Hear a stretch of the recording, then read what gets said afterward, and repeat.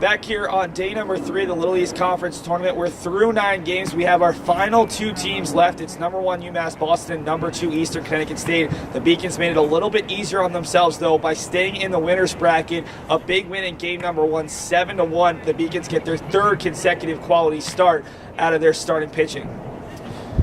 Yeah, Seth, the Beacons definitely came in today. They owned today.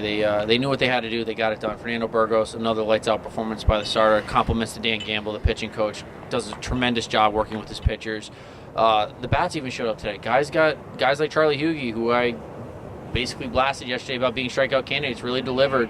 Eddie Riley delivered, and the big bats with Dave Murphy and Chris Fowler. It wasn't really there today for them, but when they didn't show up, the guys carried the weight for them. And then the pitching, the bullpen.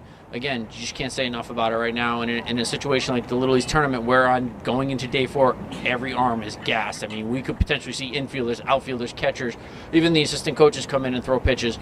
The Beacons are sitting in total control, top to bottom. I mean, they are fresh. They are excited. I mean, they were out here watching the entire UMass Dartmouth Eastern Connecticut game, and they are just ready to go.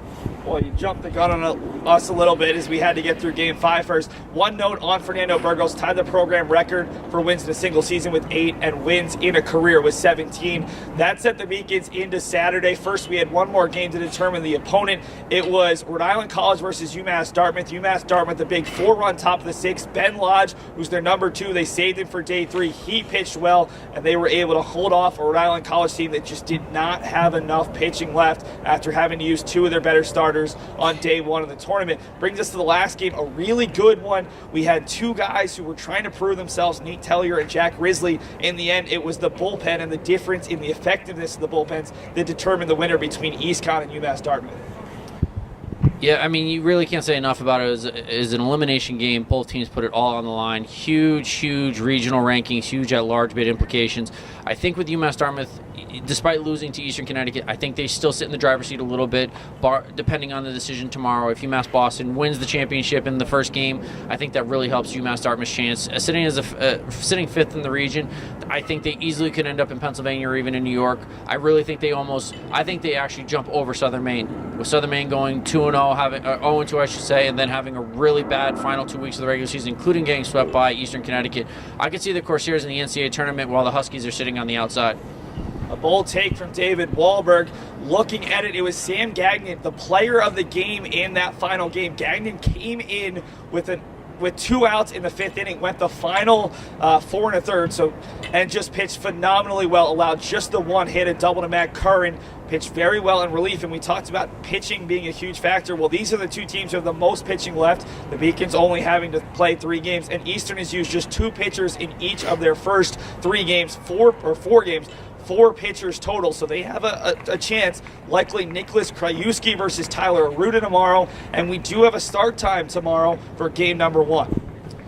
Yeah, there's some definite wetness in the forecast, but that is the great thing about having Monin Park, the best college stadium in New England, in my opinion. The game is on for 11 tomorrow. Both teams are ready to go. Coaches met.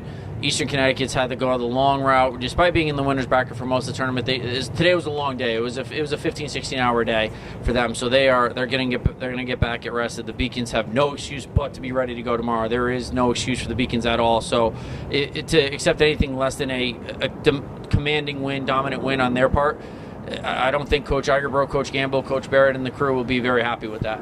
Well, they're going to have to take on an Eastern team that has now played in 5 of the last 6 LEC tournaments and has won more LEC tournament titles than anybody, 9 all-time. The Beacons looking to become just the 3rd program in LEC history to win back-to-back. For Seth Orensky, joined by David Wahlberg, this is our Day 3 recap. We'll be back again tomorrow, and we'll have a champion here in the 2018 Little East Conference Baseball Tournament.